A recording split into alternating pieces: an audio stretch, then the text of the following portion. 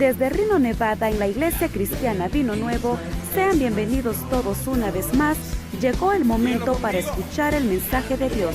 Y como un solo pueblo en unidad de espíritu, abre tu corazón a Él recibiendo su palabra. Atesórala dentro de tu corazón. Como les estaba diciendo, vamos a hacer un pequeño recuento, pero antes de eso, hermanos, quiero decirles algo. Si ustedes ven que yo sé y que yo conozco y que tengo entendimiento, ¿saben por qué es? Porque leo, simplemente porque leo y estudio. Algunos me han dicho, hermano, usted sabe bastante. Yo digo, hermano, ¿qué tanto lee? Les digo. ¿O qué tanto escudriña? Pues no hay respuesta. Entonces yo digo, bueno, ahí está el secreto. ¿Por qué dicen que yo sé mucho? Pero en realidad yo no sé nada, hermanos. Y lo que pues sabemos es por la misericordia de Dios, y si hablamos también, hermano, es por la gracia de Dios, pero algunas veces yo le he dicho a la gente, miren, yo no soy nada original, nada original. Todo lo que sé, todo lo que expongo, todo lo que enseño, todo lo que está en mi mente, hermanos, yo lo he aprendido de otras fuentes. Y cuando lo he aprendido, y digo que lo he aprendido, hermanos, voy a la palabra de Dios y lo analizo, yo digo, no, esto como que no concuerda con la Biblia, entonces lo que hago es desecharlo.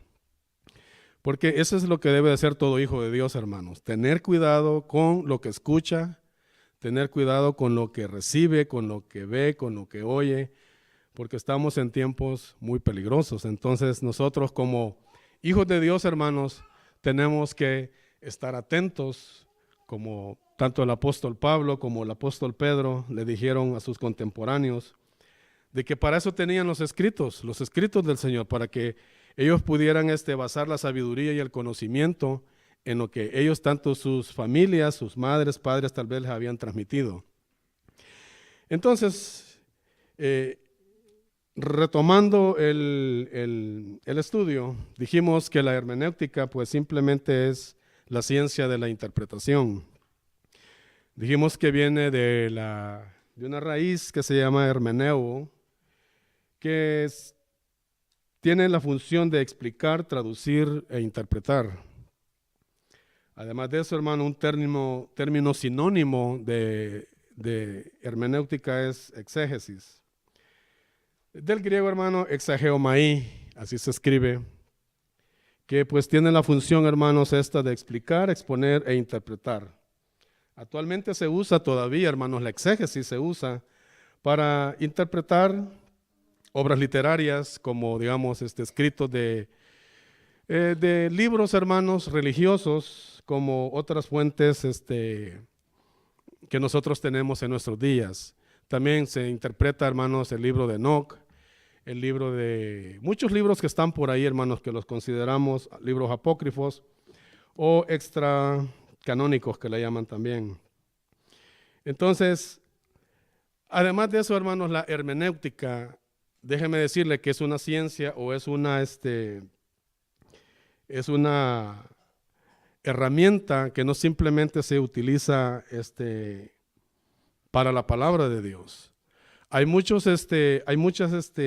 materias o muchas le llaman educaciones, vamos a decir así, académicas, en las cuales se presenta, y la hermenéutica, hermano, tiene su parte allí para poder interpretar estas cosas, como por ejemplo la fenomenología, la epistemología, la ontología, la teología, la simeniología, la metafísica y el existencialismo y la axiología. Todo esto, hermano, la hermenéutica, los hombres entendidos y los que quieren ahondar y profundizar en el conocimiento, ellos pues se han dado a la tarea de echar mano también de la hermenéutica. ¿Por qué? Porque la hermenéutica pues es una ciencia que tiene muchas, vamos a decir así, ramas o agrupaciones por las cuales nosotros podemos interpretar, aplicado al campo de la teología cristiana. La hermenéutica, hermanos, tiene por objeto fijar las normas y los principios de la manera que tiene que interpretarse un libro de la Escritura. Por ejemplo, nosotros tenemos en la Escritura tenemos varios libros. Tenemos libros, hermanos, que están basados en la poesía, tenemos libros que están basados en la ley, tenemos libros didácticos, tenemos libros sapiensales, o sea, una sabiduría práctica, tenemos libros apocalípticos, tenemos muchas clases de textos. Entonces, a la hora de nosotros poder abrir un libro, por ejemplo, si nosotros abrimos el libro de Apocalipsis, por ende o por lógica, nosotros estamos enfrente de un libro que vamos a encontrar textos apocalípticos. Nosotros, hermanos, de la manera más posible que nosotros podemos interpretar los textos, viendo la lingüística, la semántica del idioma y todo lo que, de la manera como el tejido, como fue escrito en el griego, nosotros vamos siguiendo y vamos leyendo. Bueno, nosotros tenemos una traducción de la Biblia, nosotros no tenemos en la lengua que fue escrita la palabra de Dios, pero tenemos su traducción, que la traducción ha sido al pie de la letra y es una traducción confiable. La Reina Valera tiene sus variantes, pero déjenme decirles que también es una traducción confiable. Hay muchas traducciones, por ejemplo, modernas, en las cuales pues las variantes han sido muchas y hay muchos escatólogos y muchas personas, doctores, que se han dedicado al examen del texto, a la lingüística de las lenguas, hermanos, en las cuales se escribió la palabra de Dios.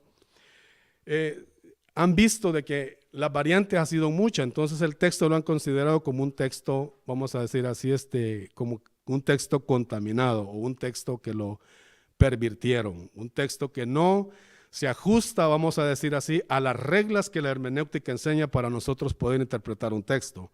O los agiógrafos nuevos, digamos, o sea, los escritores, los traductores de la palabra de Dios, ellos cuando traducen un texto, ellos, como yo les enseñé, se acuerdan el sábado pasado, el Espíritu Santo, hermanos, a la hora de poder, cuando Él da las escrituras, por ejemplo, vamos a agarrar a un escritor de la Biblia, por ejemplo, agarremos a Lucas, su evangelio.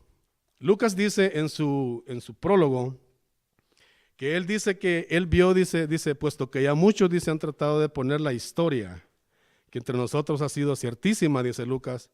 También a mí, dice, yo me he propuesto, dice, de recopilar, de reunir toda la información, dice, y todas las cosas, dice, que se han dicho y que hemos visto, y más que todo, dice que hemos visto aquellos que han sido ministros de la palabra, los cuales lo oyeron también, anduvieron con él, con el Señor Jesucristo, dice. También a mí también, dice, me ha parecido escribir todo, dice, y ponerlo en orden. Entonces, usted ve aquí el trabajo exegético, usted aquí ve el trabajo de investigación, el trabajo de historia, usted ve el trabajo, hermanos, que Lucas se metió a hacer. Entonces el Espíritu Santo cuando viene a interpretar, cuando viene a guiar a una persona para poder escribir, como nos quedó escrita a nosotros la palabra de Dios, lo dejó al hombre tal y como él es, con sus pensamientos, con su conocimiento, con su sabiduría, con la cultura que le rodeaba, con vamos a decir así, con los problemas grandes, pequeños, digamos, en los tiempos de los agiógrafos y de los profetas y de los hombres de la Biblia, nosotros vimos, hermanos, los grandes cambios culturales que también tuvieron las tierras bíblicas, las que nosotros encontramos en la palabra de Dios. Entonces, Dios dejó a esta persona así tal y como era. Mire, el Espíritu Santo no es algo de que iba a capturar a la persona y que le iba a tener ahí, que le iba a obligar a escribir esto. No, hermano. Usted ve lo que hizo Lucas. Él dijo, yo nomás me propuse averiguar con diligencia lo que era cierto y lo que había sido, dice, entre nosotros en nuestro tiempo, y se lo escribió. O sea, el destinatario, hermanos, hacia cual Lucas escribió, pues es un misterioso hombre que aparece ahí en la Biblia, pues él se llama Teófilo. Nombrecito, como que es de almanaque, pero dice de que a este personaje Lucas le escribió. Yo creo que era romano, sí, hermano. ¿Sabe otra cosa, hermanos? Lo que nosotros deberíamos de aprender también es la finalidad con que el agiógrafo escribió el libro. ¿Cuál era el fin del escritor? Porque hasta eso nosotros lo podemos encontrar en el libro. Por ejemplo, en Lucas, si usted habla del Evangelio de Lucas, ahí en el capítulo 1, en el verso 4, miren lo que dice Lucas ahí. Lucas le dice a Teófilo, para que conozcas bien la verdad de las cosas en las cuales has sido instruido. Entonces, ¿cuál es la finalidad del Evangelio? Conocer la verdad. Por eso usted empieza a ver que Lucas empieza narrando su evangelio en el capítulo 1, empieza a hablar de Herodes, empieza a hablar de Zacarías, que tuvo una mujer que se llamó Elizabeth. Dice, la mujer era estéril, no podían tener hijos, y se va hablando, hasta que nace Juan el Bautista, viene el Señor Jesucristo, y usted ya conoce todo lo demás que se habla en el evangelio. Pero ¿cuál es el fin de la escritura? Conocer bien la verdad. Entonces, cuando usted ya tiene en su mente que el Evangelio de Lucas se trata de conocer bien la verdad, si hay una persona que a usted le demanda razón, hermano, de que le diga, mira, yo necesito conocer bien las cosas, digo, ok, vamos al Evangelio de Lucas, te lo voy a enseñar ahí. Los libros tienen su finalidad, y por eso les digo yo a ustedes que nosotros tenemos que conocer mayormente los exponentes de la Biblia. El hermano pastor yo creo que conoce estos principios. Tal vez la hermana Cheney, que ha estado estudiando, ahora ha estado yendo a la universidad que abrieron, la hermana Leti, y algo otros más que nos interesamos, hermanos, en conocer las cosas en las cuales pues nosotros hemos sido instruidos también. Todos aquellos exponentes de la palabra de Dios, hermanos, casualmente, hermanos, eso es en lo que deberían ellos fijarse. Hermanos, la aplicación de la hermenéutica, hermanos, esto no es nada nuevo. Esto no es nada nuevo. El sacerdote Esdras con Nehemías, cuando ellos regresaron del exilio de Babilonia, estoy hablando allá por los años, fijemos algo por ahí entre los 300 antes de Cristo, para ser un poco así, no exacto, sino que a veces me escapan los números, veo un montón de números en mi mente, pero no me acuerdo cuál es, pero cuando ellos regresaron del exilio, el pueblo, hermanos, estuvo 70 años en Babilonia, ¿se acuerdan? El profeta Jeremías le escribió al pueblo y les dijo que por causa de no haber guardado el día de reposo y haber sido rebeldes contra Jehová y haber abandonado la ley de Dios y ser un pueblo injusto, malvado, que maltrataba al pobre, que maltrataba a los extranjeros, Dios dice, la tierra les dijo, los va a vomitar y se los va a llevar exiliados, dice el rey de Babilonia, 70 años allá. Se fueron 70 años allá. Mire, lo importante de estas cosas, hermanos, que usted tiene que saber dentro de un trasfondo histórico es que nuestros hijos nacen en el extranjero. Por ende, los hijos donde nacen, a ellos se les hace más fácil aprender el idioma del país donde nacen. Lo envuelven las culturas, lo envuelven la filosofía, le envuelve la sabiduría, le envuelve, vamos a decir así, si ven personas que son destacados o personas inteligentes, como lo fue Daniel y sus 3 amigos, pues los reyes, hermanos, se encargaban de esta gente reunirla y capturarlas para ellos, para tenerlas, ya sea en sus palacios, en sus cortes, o donde más bien ellos, hermanos, pudieran desempeñar un papel que ayudara al imperio. Entonces, nosotros podemos ver entonces que cuando estos regresan del exilio, cuando ellos están leyendo la ley, dice, en las plazas estaban leyendo la ley. Si usted me quiere acompañar a Nehemías 8:8, o antes ahí por el verso 6, quiero enseñarle algo. Dice la palabra, miren. Ok, esta gente, hermanos, había regresado del exilio de Babilonia. Habían pasado 70 años allá. Los levitas, dice Jesuá, Baní, Serabillas, Jamín, Acub, Sebatía, Odías, Maasías, Kelita, Azarías, Jazabed, Anán y Pelaías. Oiga, hacían entender al pueblo la ley. ¿Qué es lo que hacían, dice? Estos eran hermeneutas. Hacían entender al pueblo la ley. Y el pueblo estaba atento en su lugar. Mira el verso 8. Y leían el libro de la ley de Dios claramente y ponían el sentido de modo que entendiesen la lectura. Verso 9, Nehemías, el gobernador, y el sacerdote Esdras, escriba, y los levitas que hacían entender al pueblo, dijeron a todo el pueblo: día santo es a Jehová nuestro Dios, no os entristezcáis ni lloréis, porque todo el pueblo lloraba oyendo las palabras de la ley. Entonces, si es un pueblo que culturalmente y religiosamente está envuelto en su cultura y en todo eso, ¿cómo es que Nehemías, el sacerdote, y los levitas, hermanos, tenían que poner el sentido de la palabra de una manera para que la entendieran el pueblo de Israel? ¿Saben por qué es?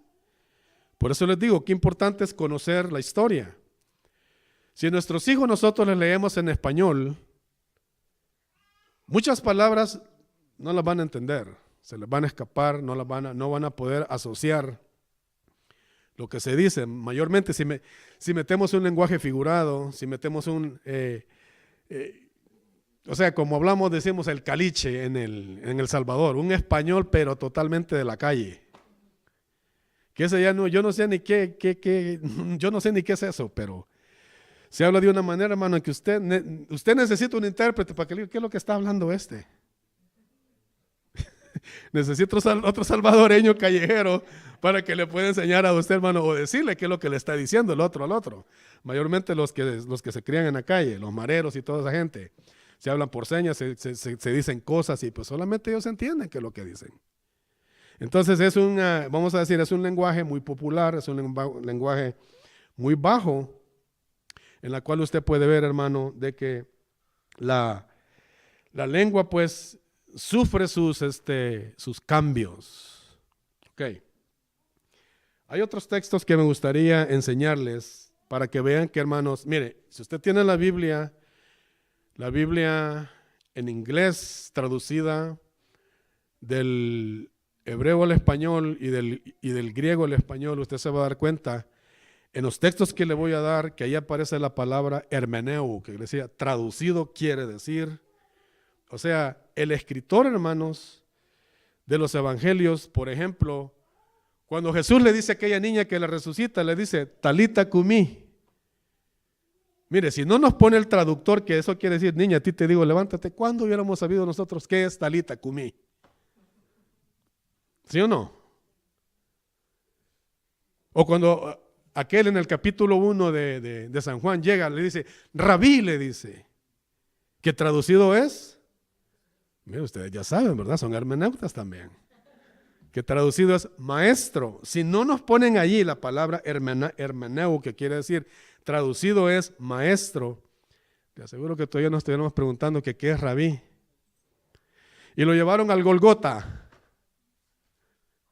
lugar de la calavera. Fíjense que la iglesia universal, hermanos, es muy inteligente la iglesia universal. Cuando llevan sus caravanas y las personas que llevan allá a hacer turismo a Israel, hermano, los llevan allá, pues está una montaña que tiene la forma de una calavera. Y allí les dicen crucificaron a Cristo. ¿Será cierto eso? ¿Qué opinan ustedes? Vayan al fondo histórico, examinen bajo el fondo histórico ustedes la geografía de Israel. Si el templo está, hermano, miren los muros que eran altísimos, están abajo de la tierra. Y si así están, ¿dónde habrán quedado las montañas? Estamos hablando de milenios ya pasados. Tenemos 2 milenios que nos hemos alejado de todas esas realidades bíblicas. Ok. Quiero enseñarles cómo los escritores hicieron uso de la hermenéutica para escribirnos. Mateo 1:23, Marcos 5:41, también Marcos 15:22, vamos a ir también a San Juan 1:50 y algo, 1:38. Perdón. Vamos a Mateo 1:23. Ustedes se lo saben de memoria.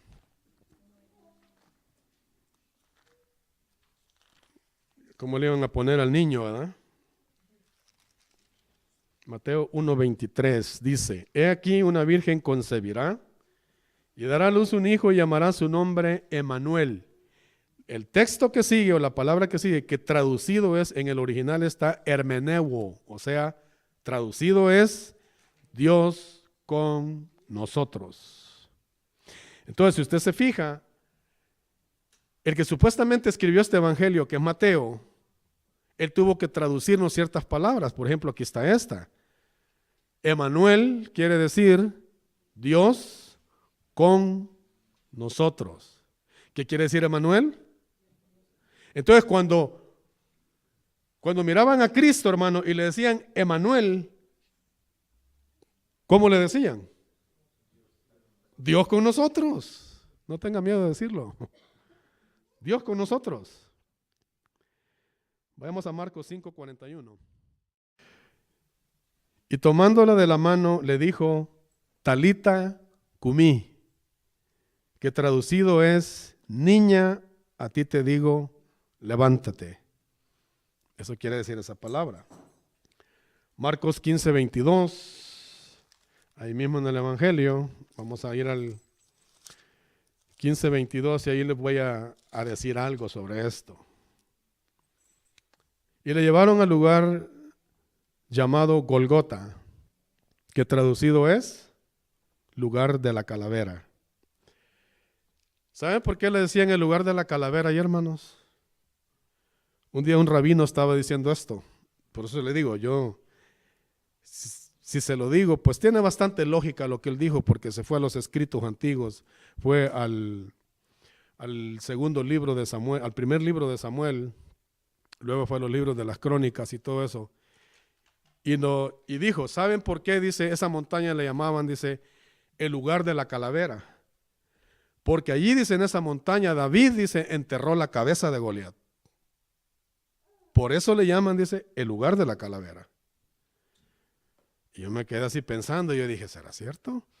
Y estaba esperando los textos bíblicos, y cuando él dijo que en tal lugar, dice, del segundo libro de Samuel está escrito, y sí, fíjate que allí dice, que vino, dice David, agarró la cabeza de Goliat y se la llevó para Jerusalén. Se la llevaría como trofeo, ¿para qué se la llevaría? Yo no sé.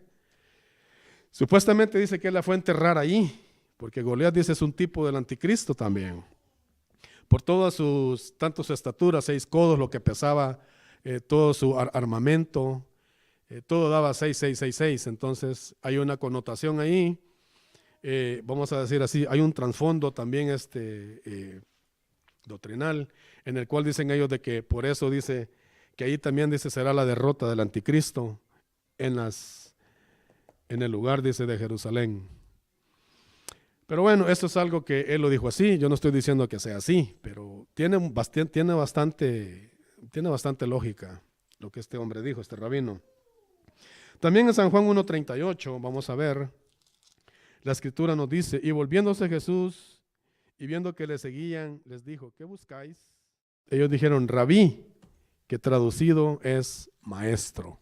O sea, así podemos ver, hermanos, también tenemos en Hechos 4:36, tenemos otra explicación del verso, que si no se nos dice, pues nosotros hasta este tiempo no supiéramos qué es lo que quería decir. Y se reunieron los reyes de la tierra, dice, los príncipes se juntaron contra el Señor y contra su Cristo. Cristo sabemos qué quiere decir.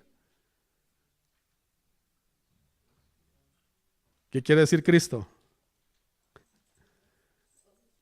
Mesías, Cristo, son las raíces del griego, hermano, que tienen como traducción ungido o redentor. Así podemos encontrar, y como les digo, San Juan 1:18 y muchas de estas otras formas. Entonces, cuando la hermenéutica es aplicada a la Biblia, nosotros de esa manera podemos ver la lingüística de la manera como los textos se han escrito. El que conoce las lenguas de la Biblia, pues a esa persona se le hace mucho más fácil poder interpretarlas.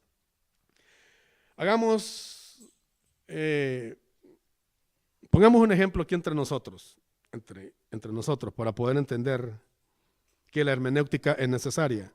Y les voy a enseñar cómo también la hermenéutica, hermanos, no necesariamente, claro que es bueno conocerla, cómo se aplica, cómo se estudia, cuáles son las ramas que sigue, y cuáles son las normas y que tiene para poder interpretar o enseñar un libro de la Biblia.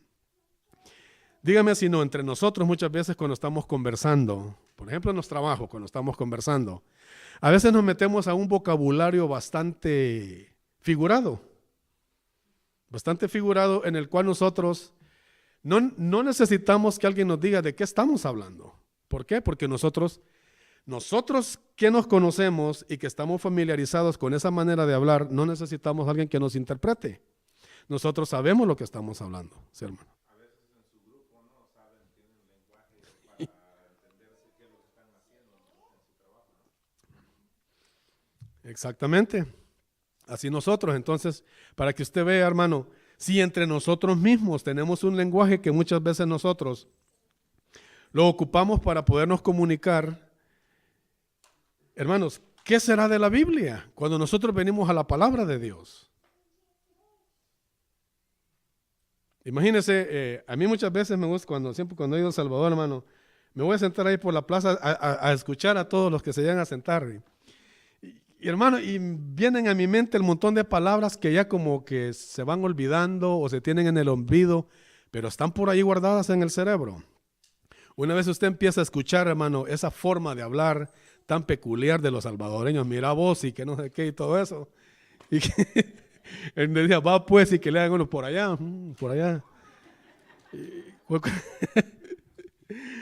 Cuando usted, hermano, cuando usted se queda observando a esa gente y lo escuchan ahora uno hablar, uno que es salvadoreño, pero que ha estado entre medio de tanta gente, aquí vemos de México, de Guatemala, El Salvador, Costa Rica, casi todas las Naciones Unidas. Habemos de Sudamérica, de Centroamérica, yo a veces ahí me relaciono con gente que es de Pakistán, de la India. Hermanos, culturas que nosotros, y mira, un día de esto me fui al gimnasio temprano. No sé qué me dio irme para el gimnasio y vi a dos personas de la China ahí. Uno creo que era de Tailandia y la otra señora era china. Una señora de 72 años la miraba en el suelo haciendo unos ejercicios que yo decía, Dios mío santo, si yo me tiro como esta señora se tira, ya no me levanto. Hermano, y 72 años esta señora con una disciplina que yo dije, Dios mío. Y entonces ella me estaba viendo que yo la estaba observando. Se levantó y ahí entre palabras en mandarín y inglés me decía que si yo sabía algo de yoga. Yo le decía que no, yo no sé nada de yoga. Le digo, mira, la yoga es bueno para él, pero a lo que lo quiere decir esto, vean, aquí habemos de todas las naciones en los Estados Unidos, pero hay una sola lengua que nos comunica a todos y ese es el inglés. Por eso hay que aprender inglés también, hermanos. Es necesario aprender inglés para podernos comunicar con la gente. Entonces, pues allí a brincos y a saltos, y yo con mi acento salvadoreño, y yo con el mandarín, pasaban otros y se nos quedaban viendo así como, ¿y estos que están hablando? Pero lo que le quiero decir, hermano, es que usted vea, hay una lengua por la cual nosotros podemos comunicarnos. Los fonemas, la construcción de la lengua, las palabras cuando se conocen, usted, hermano, puede hacer un idioma y hablar fluidamente y otra persona que le entiende. Se cree, hermano, y se estima, según el diccionario Larousse y otras academias por ahí, que cada persona, hermanos, individualmente tiene un caudal de 23,000 a 30,000 palabras para poder hablar, comunicarnos. ¿Cuántas tenemos nosotros? ¿Considera usted que usted tiene unas 20,000 palabras, hermanos, para poder hablar fluidamente el castellano? Los que hablan inglés conocen siquiera unas 30,000 a 20,000 palabras para poder hablar fluidamente. Personas catedráticas, personas muy educadas. Por eso, hermanos, necesitamos conocer el idioma. Como se los dije antier, si Dios habría de comunicarse con el pueblo, o con un pueblo, o con los pueblos, ¿de qué manera Dios lo iba a hacer? A través del idioma. A través del idioma Él se iba a dar a conocer. Entonces, hermanos, si nosotros vemos la importancia de interpretación y la importancia, hermanos, del lenguaje que nosotros tenemos muchas veces. Bueno, yo creo que eso no es ni español. Yo no sé, bueno, nosotros llamamos caliche. En El Salvador le decimos caliche, o sea, un lenguaje, hermano, de que echamos a perder. Yo creo que los españoles hasta se enojan escuchándonos hablar. Imagínense, por eso que le digo, ahora vayamos a la Biblia, hermanos. Mire, yo le pongo este estudio con ejemplos para que usted me vaya entendiendo, para que usted entienda lo que es la hermenéutica y de qué manera nosotros nos vamos metiendo y nos vamos a ir ahondando a la palabra de Dios. Ya va a venir lo bueno, ya vamos a ver lenguaje figurado, vamos a ver muchos tropos y muchas cosas que están ahí, hermanos, que nosotros las hablamos y las decimos, pero como no sabemos qué es en nuestra lengua, pero incluso si nosotros las practicamos, nos vamos a dar cuenta de que nosotros simplemente necesitábamos saber qué es lo que era eso. Les estaba diciendo que cuando venimos a la Biblia, hermanos, las cosas se nos dificultan más. ¿Por qué se nos dificultan más? Déjeme decirle por qué. Imagínense, hermanos, váyase a los tiempos de Samuel el profeta. Estamos hablando, hermanos, aproximadamente casi 800, 900 años antes de Cristo. Y me estoy aproximando. ¿Qué será si nos vamos hasta Moisés? Cuando recibe los libros de la ley, cuando recibe toda la revelación que él escribió en Sinaí y la da al pueblo. ¿Qué será de la cultura? Usted puede ver la cultura, el trasfondo bíblico, usted puede ver la lingüística, incluso, hermanos, y los fonemas del idioma, que a través, hermano, de milenios y de cientos de años han venido cambiando abruptamente, hermano, ha venido cambiando. Le voy a decir, desde Moisés hasta Samuel, hasta Salomón y el rey David, ya la lengua, hermano, había cambiado bastante. Imagínense, en nuestro tiempo, yo escuchaba un maestro de hebreo, y él estaba haciendo las pronunciaciones de las 22 consonantes o las 22 letras que consta perdón, el alfabeto hebreo, y las estaba poniendo de una manera, hermanos, que usted, si la oye a otro judío hablarlo, suenan diferentes, pero es la misma letra, la Aleph, la Bet, la Lamet, la Gimel, la Dalet, todas esas letras, pero una pronunciación exacta, se puede decir. Es un maestro, o sea, él conoce los fonemas del idioma, conoce la lingüística, la semántica del idioma, los cambios y los muchos problemas que uno se encuentra, hermanos, a la hora de una palabra cambiar una cosa por otra. Y lo estaba escuchando yo a este señor y digo, Dios mío santo, si yo con costos digo hablo español y sé pues cuántas letras tiene mi alfabeto y todo eso. Imagínense Israel, hermanos, las lenguas en que fue escrita la Biblia. Arameo, fue escrito en hebreo y en griego. Las tres lenguas.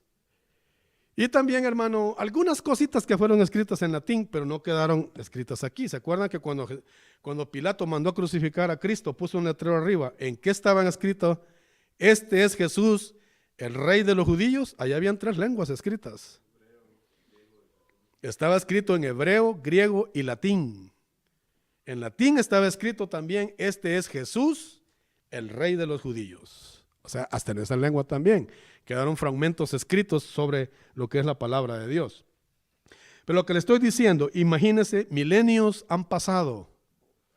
La cultura israelita ya no es la misma. La cultura de Israel en el tiempo de, digamos, en el tiempo de Samuel, en el tiempo de los profetas, Isaías, Jeremías y todos ellos, en el tiempo, hermanos, de la deportación a Babilonia. Además de eso, 4 imperios pasaron encima de Israel que lo dejaron irreconocible. Babilonia, pasaron los medos y los persas, pasaron los griegos, pasó Roma. Antiguamente, hermanos, Egipto tuvo mucho que ver con ellos también. Luego también tuvo que ver a Siria, que se llevó muchas de las tribus al norte. Y esas tribus jamás regresaron a Israel. Se quedaron perdidas en el exilio. Solamente el Espíritu Santo sabe dónde están. Y por ahí andan haciendo muchos inventos que nosotros somos la tribu tal, y que aquellos son la tribu esta, y que los indios de aquí son aquellos otros, y que digo, Dios mío santo. Hay que hacer un ADN, y vemos que el ADN nos habla de algo, pero bueno, no, ni eso, hermanos.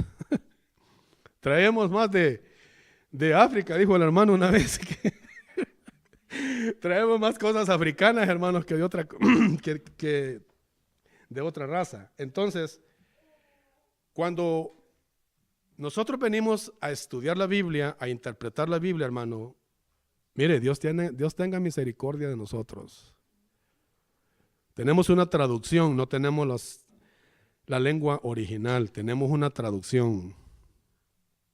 ¿Cuántos cambios no habrán habido, hermanos, a la hora de la traducción también? Hay muchos textos que fueron añadidos en ciertas versiones, porque para los hagiógrafos que estaban copiando otra vez la Biblia, como que se les hacía, como que no concordaba, como que no quedaba bien, como que sonaba mal sonoro, como que si tenía que ponerse de otra manera. Entonces ellos tuvieron que poner otro texto, y así se fue muchas veces corrompiendo ciertos textos de la Biblia de que no son exactos. Por ejemplo, los últimos 2 textos que están en el capítulo 28 de Mateo, hay unas Biblias que no los traen.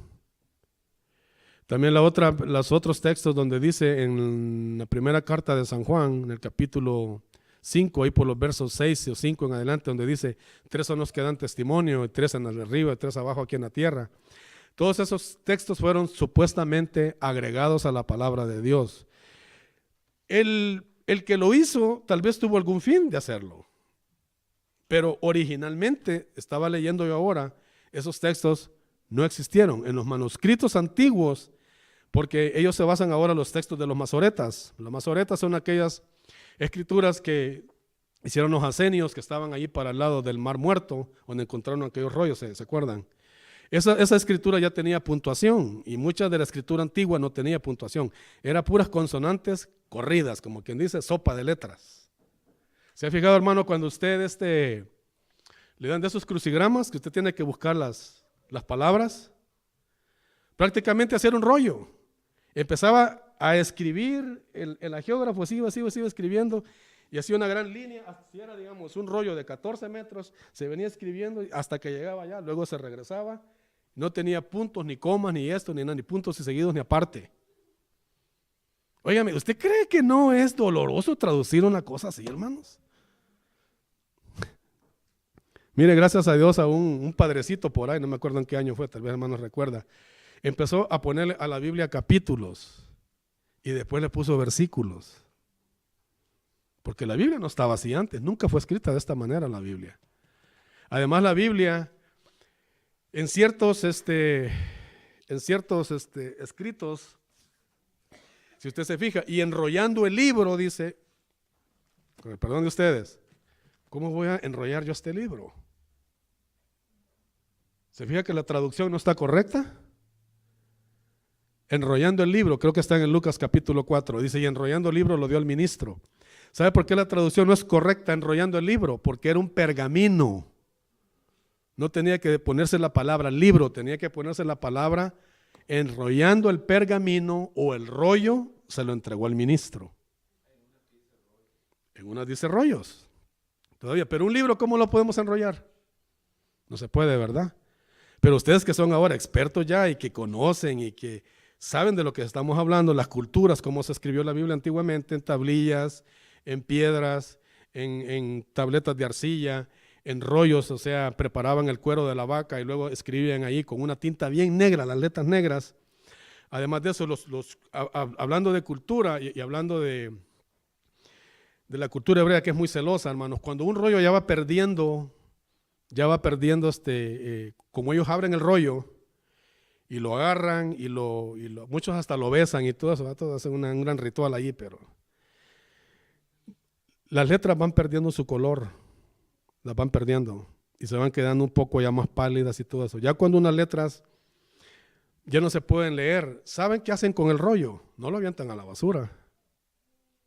El rollo van y lo entierran en un cementerio, pero nunca lo tiran a la basura, lo entierran.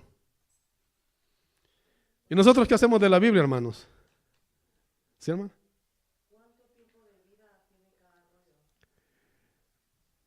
Esos ahora pueden durar más, hermano. Antiguamente, digamos, por ejemplo, si hablamos de pergaminos del papiro, duraba 6 meses. Sí, el clima, o sea, tiene que ver exactamente mucho eso, la geografía, la hidrografía. Esos se preservaron porque los metieron en unas cosas de barro. El barro ayudó para poder mantenerla. Ajá. Entonces, si usted ve esos rollos, son desde los masoretas, se puede decir que esos rollos vienen aproximadamente desde los días en que el reinado de Alejandro el Grande iba finalizando. Entonces tenemos un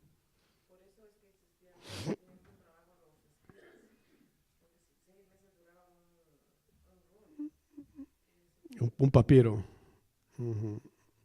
El rollo duraba más, hermano. Mayormente si lo cuidaban y lo conservaban. Podía durar años. Y hasta que, como le digo, hasta que fueron cambiando, hasta que las letras se iban arruinando, el escriba o el que se encargaba de poner otra vez las mismas palabras en el rollo, ya tenía el otro rollo para irlo escribiendo otra vez. Era un trabajo, hermano. Por eso Jesús cuando vino dijo, hay ustedes intérpretes de la ley, hay ustedes escribas, les dijo, que esos hombres sabían la ley de mire, si alguien le podía recitar la Biblia eran esos. Todo el tiempo la pasaban escribiendo y escribiéndola. Y nosotros leyendo. ¿Y qué es lo que ponemos por obra? No hemos cambiado en lo absoluto. No, tal vez sí, ¿verdad? Yo lo digo por mí, hermanos. Entonces, hermanos, hay mucho de qué hablar y mucho poco tiempo, hermano, para poder hacerlo. Voy a dejar, con esto último, hermanos, voy a terminar. Le voy a decir, la Biblia contiene textos. La Biblia tiene como 8 clases de textos. La palabra de Dios, la Biblia que usted tiene en sus manos. Los textos que podemos encontrar en la Biblia son textos históricos. Podemos ir a los 14 libros, comenzando desde el libro de Josué hasta finalizando por allá por Esther. Todo eso es historia. Tenemos también los libros jurídicos. Los libros jurídicos, usted sabe, si hablamos de autoría y todo eso, y de leyes, usted sabe, lógicamente, automáticamente usted va a ir a los escritos de Moisés, ¿no? Muchos lo encontramos también en las cartas del apóstol Pablo. Era un hombre, hermano, déjeme decirle que era un hombre bien entrenado en las cosas que él tenía que hablar. Por eso cuando usted ve la carta a los romanos es una obra valiosa esa carta, donde él condena a judíos, a gentiles, a todo el mundo, lo echa al infierno, lo saca, los renueva, los mete en Cristo. Y dice que solamente a través de la sangre de Cristo ahora nosotros podemos ser limpiados, renovados, perdonados y estar, hermanos, en paz con Dios. Usted puede encontrar esos textos jurídicos, los textos proféticos. Tenemos Isaías, Jeremías, Lamentaciones, Zacarías, Ageo, Daniel, todos esos son profetas, o sea, son textos proféticos. Tenemos los sapiensales. ¿Qué es lo sapiensal? O sea, así se le llama. Es una sabiduría práctica. Es una sabiduría para el diario vivir. ¿Qué dice el libro Salmo 119? Dice, ¿con qué limpiará el joven su camino? Con guardar tu palabra. Entonces el joven, ¿con qué va a guardar el camino de Dios? Con guardar la palabra de Dios. Por ejemplo, el libro de Proverbios. El libro de Proverbios dice que el fin de ese libro es, dice, para dar sagacidad a los jóvenes, para que no sean como ese hermano pastor y no los engañen. Tantas filosofías tontas, hermanos, y odiosas están ahora levantándose y las están enseñando en las universidades y en las escuelas. Los jóvenes tienen, hermano, que tener sabiduría de Dios, sabiduría práctica para poder defenderse ellos, hermanos, de los embates, hermanos, de este mundo que cada vez se aleja más y más y más de Dios. Sabiduría sapiensal. Tenemos los libros poéticos. Entre los libros poéticos podemos encontrar unos textos en Lamentaciones, el libro del Cantar de los Cantares. Está también otro de las sabidurías sapiensales, también el libro de Eclesiastés. Los libros didácticos. ¿Saben qué es lo didáctico?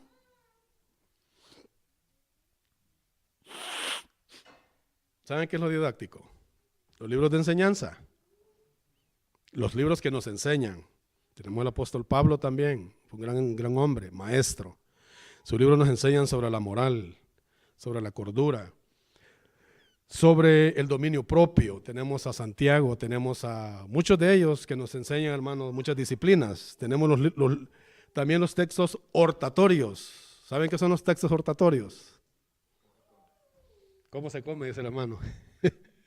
Hermanos, los textos hortatorios son aquellos en los cuales nosotros encontramos dificultades para poder hasta decirlos. Algunos de ellos están así, aventados así, hermanos, que como cuando Jesucristo le pega que gran apaleada a los fariseos, ¿verdad? O cuando hay textos, hermanos, que nosotros encontramos de que son hasta, mejor buscamos otra traducción para poder leerlos. Son textos hortatorios, o sea, textos, hermanos, de los cuales muchas veces no se tiene mucha, vamos a decir, cuidado para poder decirlo. Tal vez puede ofender a la persona o tal vez la persona lo puede ver de otra manera. Textos apocalípticos. Bueno, tenemos lo que encierra, vamos a decir así, lo que es la escatología o los eventos que están dentro del futuro. Nosotros podemos ver el libro de Apocalipsis, capítulo 24 del Evangelio de Mateo, capítulo 21 del Evangelio de Lucas.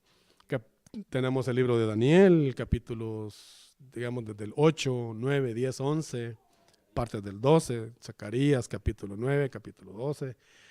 En fin, usted puede encontrar ahí todo lo que lo que tiene que ver en cuanto a textos apocalípticos.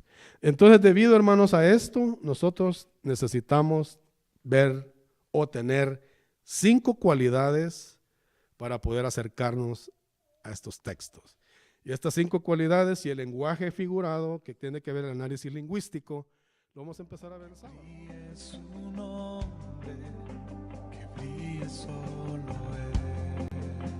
Queremos invitarte a que sigas escuchando estos temas hermosos de aprendizaje y edificación. Si gustas visitarnos, nos encontramos ubicados en el 2400 West 7th Street, Reno, Nevada, 89503, en la Iglesia Cristiana Vino Nuevo, con el pastor David Moreno. Te esperamos. Dios te bendiga.